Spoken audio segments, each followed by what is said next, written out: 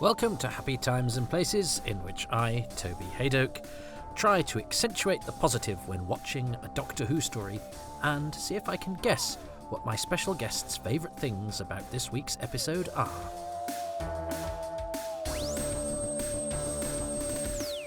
Hello, I'm Ian McLachlan, and I was delighted when I found the Dalek Masterplan was still available to talk about.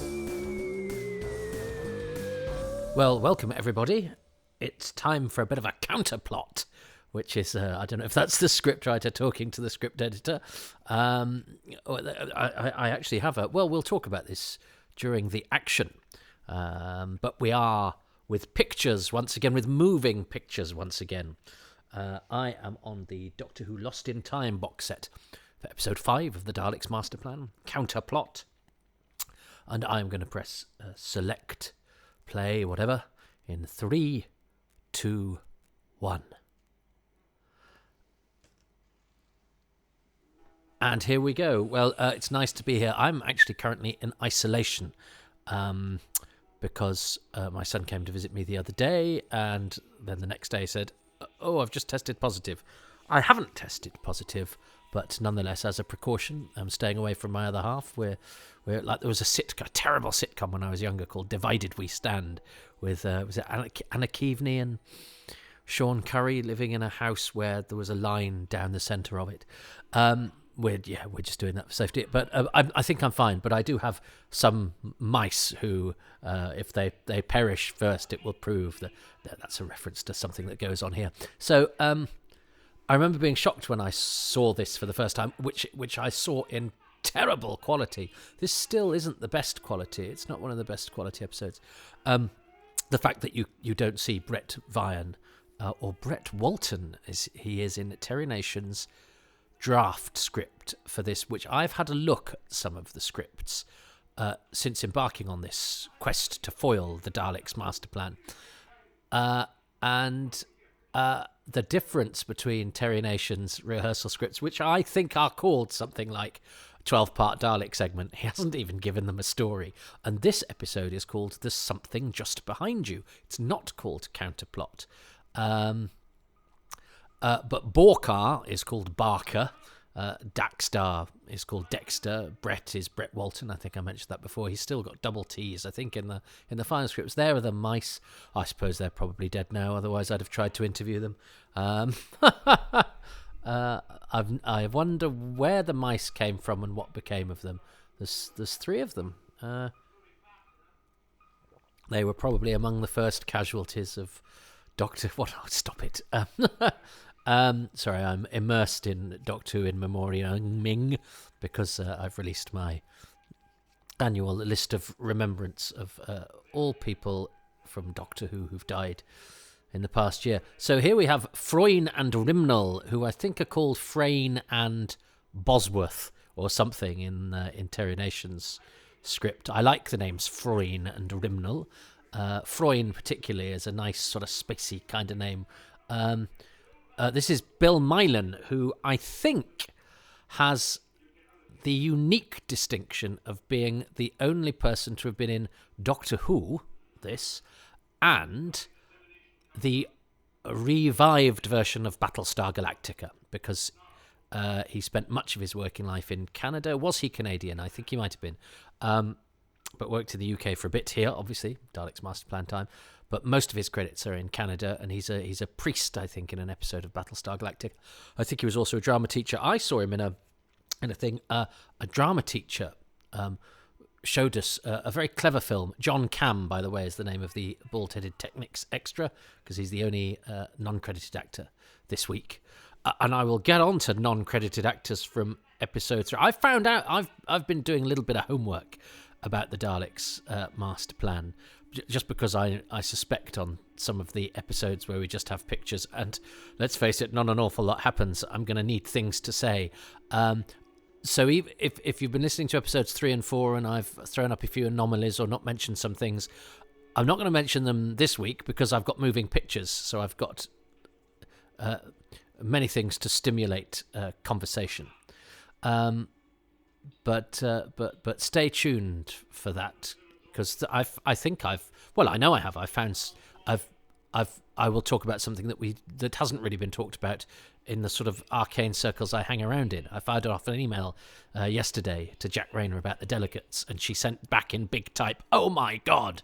And it's just something that was hiding in plain sight. So Bill Mylan was in a film with Sarah Miles and Nicole Williamson, in which a love story was told, a story of betrayal, but it was filmed in the sort of style of Swedish cinema, in the style of English cinema, and so it was the same little vignette with the same three actors, but done in many different sort of filmic and acted styles. And a drama teacher of mine at school showed us that. And I knew Nicole Williamson and Sarah Miles were, of course, and I was very impressed that the third member was Bill Mylan, who's been in a Doctor Who. And James Hall here, who is Borkar, which is a much better name than Barker for a future space agent, and that's how lazy Terry Nation is, actually, because in his description of Borkar in this episode, in the script, it goes, "Oh yeah, by the way, I omitted him from last week's cast list, sorry."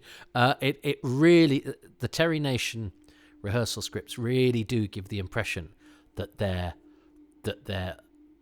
sort of tossed off. This stuff is great, so because we need to sort of try and get an impression of what the Katarina floating through space stuff was like. That was a bit more sort of closey-uppy, wasn't it? And it was trampolines, and it was a bit of picture distortion of Sarah and Stephen there.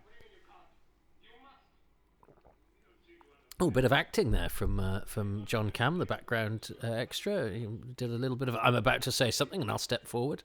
Yeah, he'll have been pleased when he got that. I've had to carry Spears, and it's always nice when the director says, "Oh, you just do a bit there." You go, "Oh, great." Now, this is John Harrington, who looks old even here.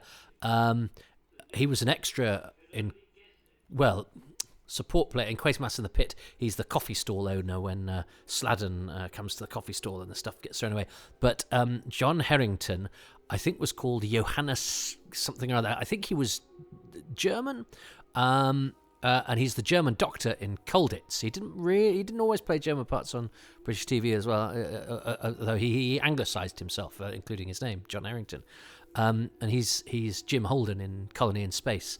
He's a lovely actor. He has a slightly sort of throaty voice and perhaps that slightly over English diction of people who've had to learn the accent. But he's a nice actor with a lovely sort of furrowed eyebrow, furrowed forehead, and a nice quality to him. Long dead, I think.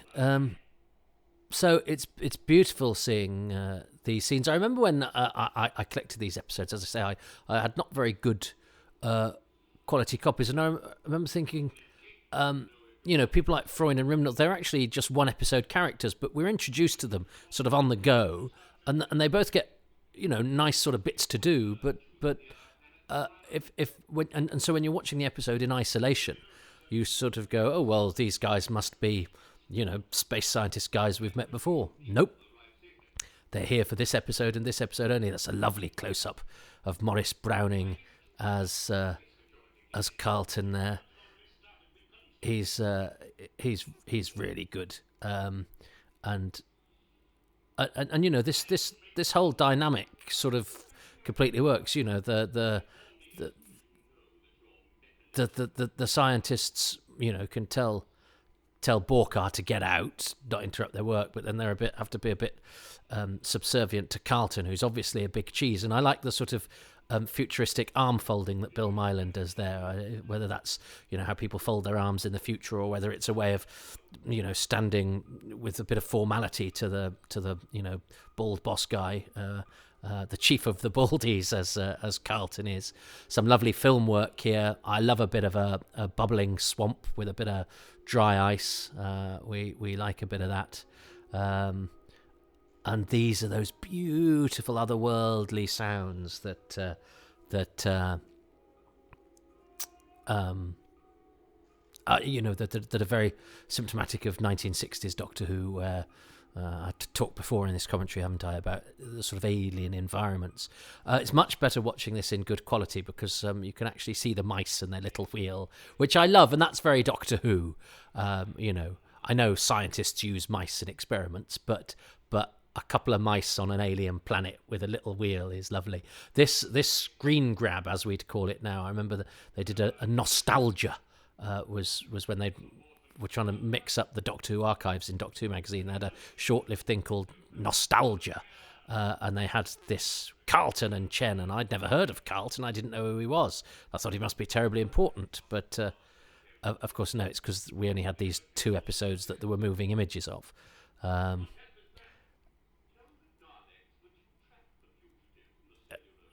And he's getting a really firm slice of the action. I'm really sad that Karlton does not continue beyond this episode, and he almost ends on a cliffhanger, doesn't he? Because he doesn't. Chen say to him, "You will end up very high up, and with a very high position." And he goes, "The highest." Next to you. You think, oh, is he planning something? Well, if he is, we never see it. His plan is foiled off screen, or maybe he becomes the chief. Oh, look at Kevin Stoney scratching his beard thoughtfully with his little finger in a way that evil guardians of the solar system do. It's just great. Keeping it interesting, and again, this is because you can't cut as much. You can't tighten the action in the way that you can with television now. So the continuity of performance has to come from the actors, and the little bits in between lines and drama have to come from the actors keeping it interesting. And this is a showcase moment. I love this bit. You've got the lovely sound effect accompanying it, but you've got the Douglas Camfield gives Kevin Stoney his space. This is a big speech on stage. And he gets sort of exultant about himself.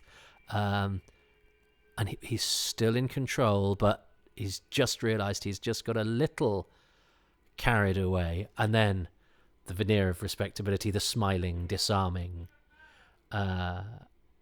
thing returns. That's very clever, though, because Chen has almost himself gone, I think I'm enjoying this too much. I've just got to maintain my calm. Yeah, the highest next to you. And Camfield obviously likes Maurice Browning's brilliant sort of golem face, because he does lots of close-ups on it, and he's got a wonderful voice as well, though. But that's it. I think that's the last we see of him, isn't it? That's a wonderful speech from Stoney, a wonderful moment for Marvick Chen. And here we are on. So this is great because we've gone from, we've gone from. Look at it, you can see the smoke in the background and the bubbling. This is, very Terry Nation, isn't it? Where it's a bit back to the Daleks, where there are swamps and all sorts of creatures and tendrils and things that can kill you. And this, this is a hostile environment. This is a story about going from out of the frying pan and into the fire. Good old adventuring stuff. But of course, Terry Nation goes, well, okay, what do we go on this planet? We'll have the planet of the invisible people because we haven't done that.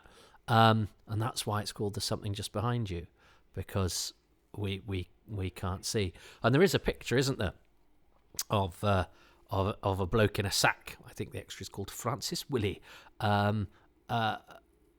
who giving shape to what the Vizians look like when they get exterminated. But I don't think we see that in this episode. That's another of those things we must imagine. But it's an example of those sort of things where we're so near and yet so far. We've got an idea that they tried something, but we don't. And we even have a picture of it. Surprisingly, have a picture, and yet we still don't quite know how that worked. But I love all that some good acting there from Jean Marsh of the invisible monster is picking her hand up. I like that. That's this is all great sort of kids adventure stuff. And Stephen's the mice are getting a lot of screen time. I wonder if Mummy and Daddy Mouse paid Douglas Camfield, said, "You get our kids in the picture." They go, "I'm gonna make you a superstar, super mice."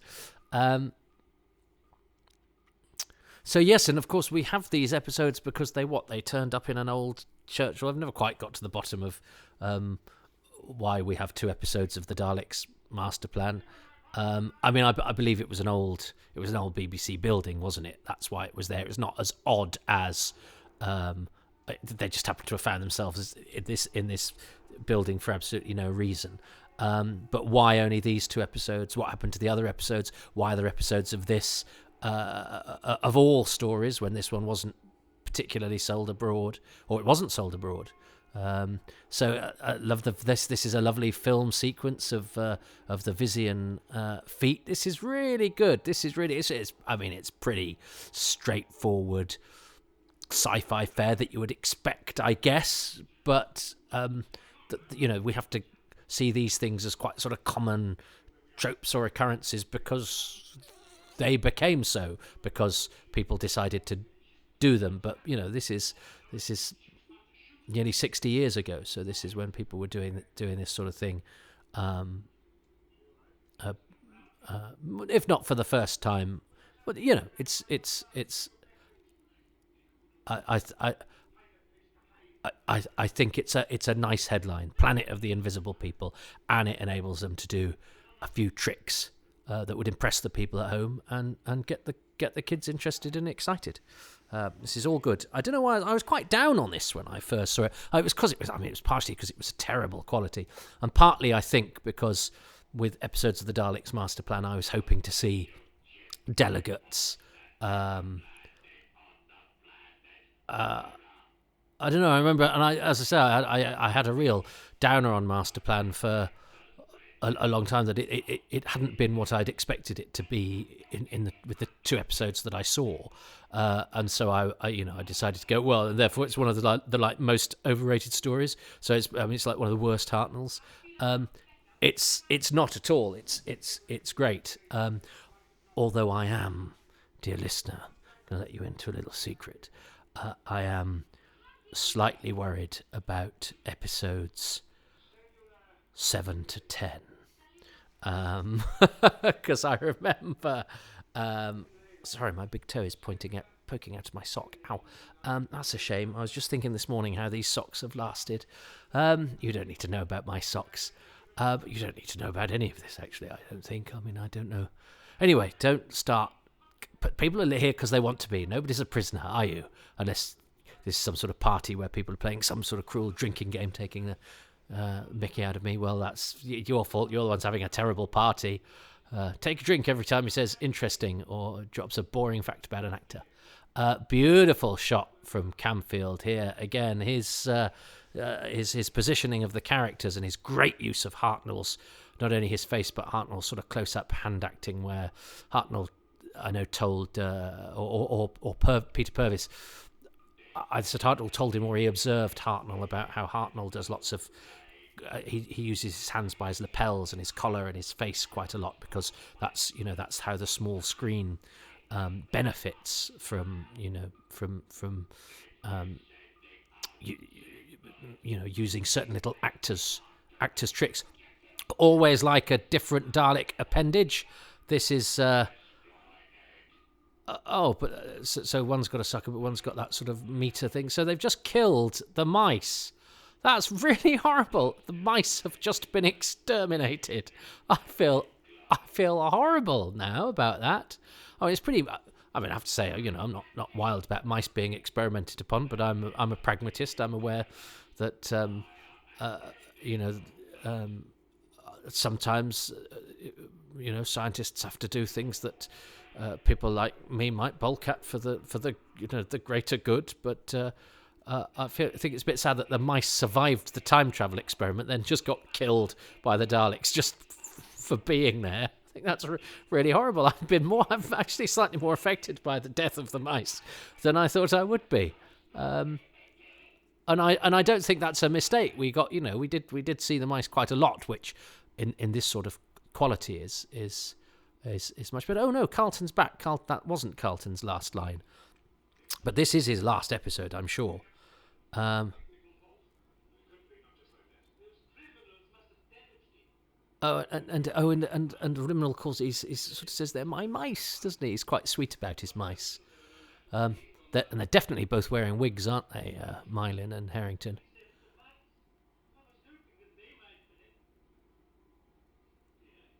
Oh dear.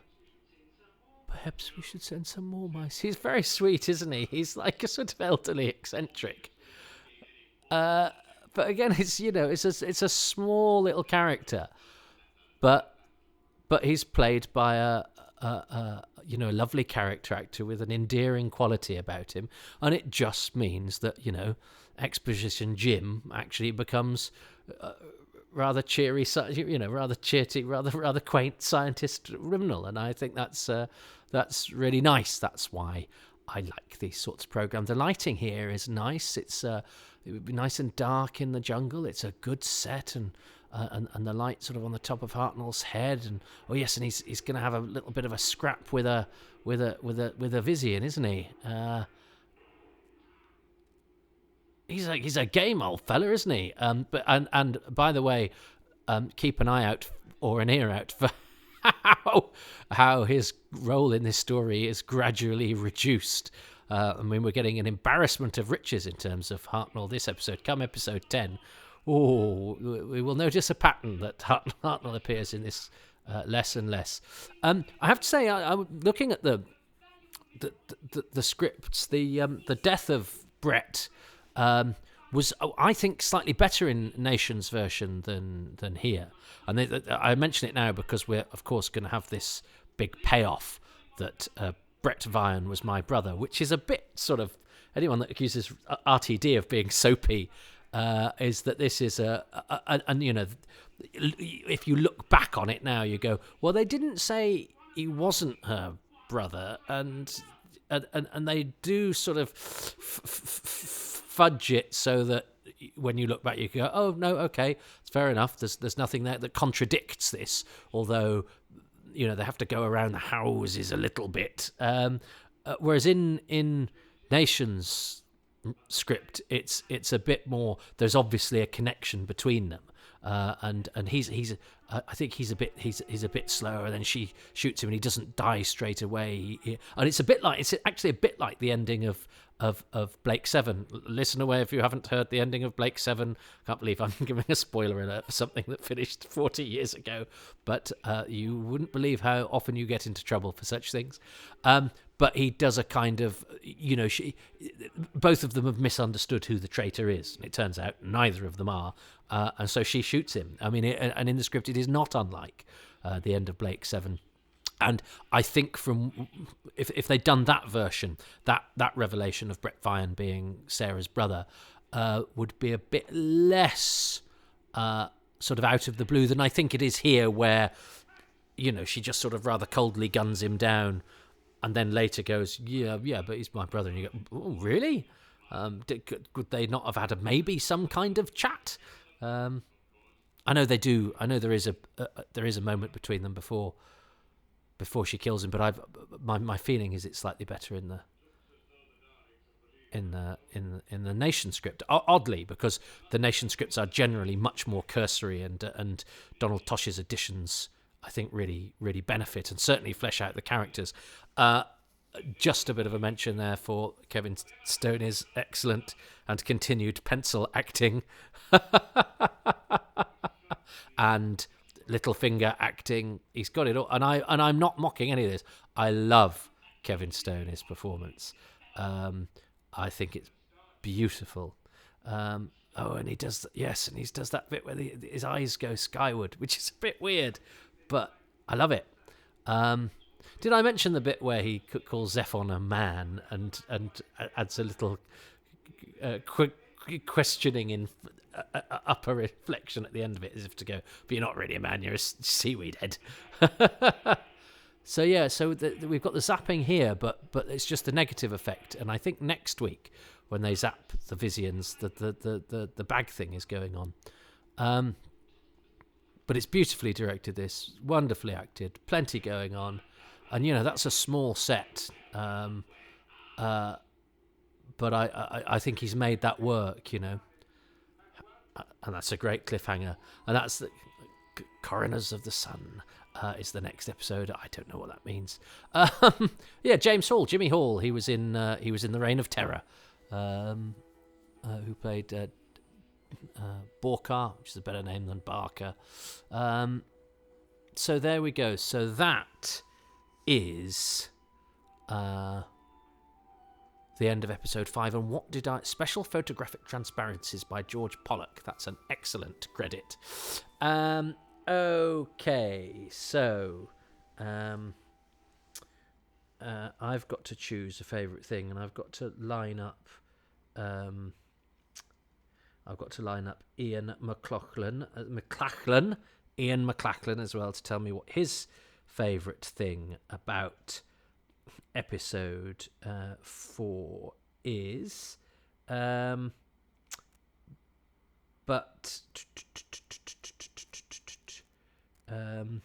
I've got to choose my favourite thing. So my favourite thing, is it the mice? The mice going to be my favourite thing? Is it going to be Karlton? I like a bit of Karlton. He is rather a good character, and we never see him again. And I wanted to tell you something about Maurice Browning, didn't I? What was I going to tell you about Maurice Browning? Is that he was somebody's secretary, wasn't he? He suffered from polio, and he was that's right. He was the secretary of Hattie Jakes. So there's a lovely little fact for you. Maurice Browning Karlton was the secretary of Hattie Jakes, and he'd suffered a stroke. He'd been a wheelchair user. He'd suffered from polio, but he was also a compere at the Players Theatre. So he's a bit of a... I think there are probably stories to be told about Maurice Browning, but sadly most of the people capable of telling them are now no longer with us. But he sounds like he had a rich and interesting life, and one clearly not without its challenges, and yet still manages to evoke smouldering, slightly camp cool of a kind that I like in my Doctor Who villains. So, I think you'd have been good company, Maurice Browning. I'd have loved to have shared a port with you in a gentleman's club. But sadly, he probably died before I was born. No, he died in 1983, so that would have been kidnapping on his part, because I'd have been 9. So it wasn't to be, but I hope you're having a lovely port and lemon or a punta mess or something in that great green room in the sky. I think my favourite thing is gonna be... I do like that speech of Chen. I do like the way that it's filmed, and Camfield gives him his moment, and then that brilliant bit of acting that he does where he recomposes himself, and he's starting to lose it, because we know he goes a bit mad at the end. He's starting to lose his composure, which, for a character whose great brilliance throughout the story is that the Daleks are screeching around him and he's being quite cool, and that's very, very useful dramatically.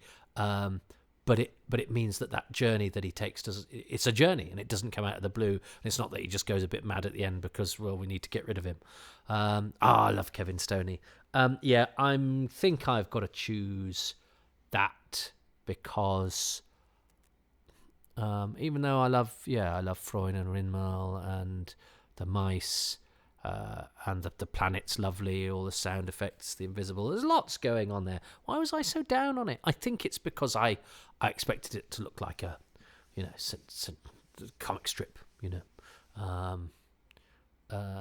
This is why it's worth coming back to these things and reassessing them and enjoying them for what they are, because what they are is still much better than they could have been. And if you watch a lot of other 60s TV shows, some of which had much higher budgets than Doctor Who, and look at how they struggle just to have scenes of 3 people talking in a room, you will marvel at the things pulled off by these wonderful directors and creatives working on this silly kids show that they didn't think anybody would watch again.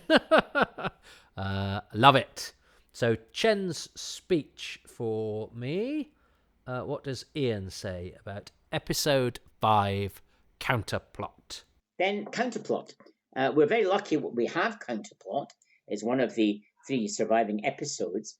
And there's a lot of interesting scenes in that. The Daleks going to the piece of equipment with the mice is very interesting. But I think that the sequence where they land and transported to Mira, the Doctor is being transported to another planet. He's not got the TARDIS. He's transported there. Will he ever get back? And the scene where he is really in pain as he's been transported is very, very 60s in a way. So I would nominate that scene and film, it was on film, not videotape, as my favourite scene from Counterplot. Now, I think I was talking a bit through that because I was only really concentrating when Sarah and Stephen were doing it. But yes, you've got the Doctor sort of pulling that sort of rictus agony, and it's sort of treated, isn't it? And there's a bit of stuff going on, and that's all very impressive stuff that we take for granted now. But those special effects sequences had to be, specially mounted and rendered and then played in because they were too complex to do in the studio, and they were real sort of money shot moments for the 60s audience, although seamlessly blended into the action. And yes, I agree with Ian about that idea of being cut off from the TARDIS. Doctor leaves the TARDIS all the time now, and you sort of know that the Doctor and co will come back to the TARDIS. Then it was a bit like, and Nation's good at that does it with the time ring as well, doesn't he, in Genesis, where the idea that you're cut off, and so the adventure isn't just the adventure that you're happening, it's the fact that you might be stuck wherever it is you are. Getting to and fro isn't straightforward. It's actually part of the jeopardy. Whereas I think we're quite blasé about, we go to places and that's sort of when the adventure starts. And with Nation, for all his sort of comic strip simplicity in many ways, is like, oh no, even getting there and getting off there is there's drama in that, guys. And that's very, very true. I thoroughly enjoyed that. It's so much harder to do this when it's just pictures, which I'm going to have to do for episode 6. So thank you for hanging on to and keeping episode 5. O ye guardians of the TV legends, culture, etc. It so saddens me that I know we live in hope of episodes coming back, and I'm sure a few will still come back, but the fact is some of these episodes that we can't be, although we live in hope of all of them, that we can't see, we live in hope in all of them. We know they're not all going to come back, but each one of them, maybe not episode 7 of Daleks Masterplan, we'll talk about that when we get to episode 7. But there's a chance, as the fact that Counterplot exists, which was not shown in any other foreign country, means that there's a chance that pretty much everything, including next week's episode, could come back. But the fact is, they're not all going to come back. So even though we've got hope for every single one of them, there are some of these things we will never, ever see. And I have to say that makes me really upset. Because I love Doctor Who and I'd like to be able to see it all. Oh dear. Anyway, I'm glad we can see that one. The glass is half full because we can see the counterplot. We will not see the coronas of the sun, but we will maybe find out what they are when we tune in again to the Daleks Masterplan, and I will talk about some of the things I've uncovered in the I haven't uncovered them. I've just seen for the first time because I've been looking at the rehearsal scripts and the draft scripts, which are really interesting, and often quite alarming, and it means that I will take back some of what I said about Donald Tosh, who is quite an unreliable narrator in terms of some of his claims about particularly, but I had some sympathy with him when I saw Terry Nation's rehearsal scripts. But anyway, that's all for next time. Thanks for watching Counterplot with me. If you did, we can't watch Coroners of the Sun, but I will talk through it, and you can do it however you do it. So from isolation with me and my mice and Bernard the dog, who's curled up in front of the screen, I might take a photograph of him. Thank you very much, and let's see if the Daleks have finally defeated Doctor Who next time. But until then, bye-bye. Thank you so much for listening to Happy Times and Places, which is presented by me, Toby Hadoke. My special guest is Ian K McLachlan, and these podcasts would be impossible without the support of patrons who include Mark Aldridge, Kit Allen, Sebastian April, Tilt Ariza, Simon Ash, Richard Alt, Stephen Bamford, Longbaramus Banks, Richard Bignell, James Blackett, Robin Bland, Kyle Bors, David Brody, Nigel Bromley, Hugh Buchtman, Anthony Carroll, Phil Chapman, Ralph Chilton, Susan Christian, Steve Churchill, Mark Clues, Graham Cluley, Charles Coppin, Simon Coling, Paul Cornaghi, Martin Cook, Matt Corner, Paul Cornell, Leslie Coots, Peter Crocker, Philip Craggs, Lee Kremin, Dave Curran, Paul Philip Dahlgren, Matt Dale, and Rob Dawson. The music is by Dave Gates and the artwork by Dylan Patterson. You want to be on that list of names? Not the artwork and music one, but the list of patrons. Well, you can do that by going to patreon.com/Toby Hadoke, where from as little as £3 a month you can get bonus material, advance releases, exclusive stuff, and all sorts of other sort of access and chit-chat. That £3 a month, and indeed any of the tiers. Most stuff is available on all tiers, to be honest. There's a few little carrots to take you up the incremental ladder, but it's basically it's all there at the beginning. But even that lowest tier of £3 gets a 10% discount if you sign up for a year in one go. So that's patreon.com/Toby Hadoke, or if you just want to do the odd payment every now and again when you feel so inclined or can, you can go to kofi.com/Toby Hadoke, and then you're not tied to anything. And do you know what costs absolutely nothing, though? Because I know that times are tough, and we also don't pay for this sort of stuff these days, and that's fair enough. I know the way the cookie crumbles. However, I would like, if possible, some crumbled cookies in the... I can't do this. Well, I've embarked upon a metaphor that I'm not going to see through. Just give me good ratings and reviews on iTunes. Thank you. Phew, I had to finish that because I saw the musical Sting coming up, and I've decided to try and do this sort of as live in one go. So as well as going to iTunes, where you can give these things 5-star reviews, that really helps to separate these from the crowd, and it's a very crowded market, the Doctor Who podcast market. So if you could go out there and do that, that just helps. But also, if you do like this stuff and the stuff that I do, you can go to my website, tobyhadoke.com, and also come to my comedy night at Excess Malarkey in Manchester, which is 8 p.m. every Tuesday.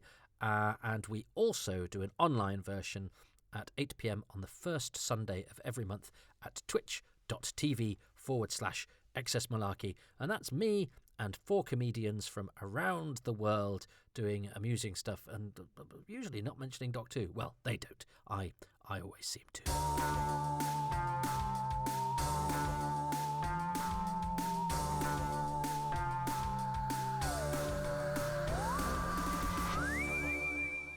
And this is the post-credits bit, for which I have absolutely no inspiration, because I've just started to go back to work after Christmas, and to be honest, I've not got into any good habits.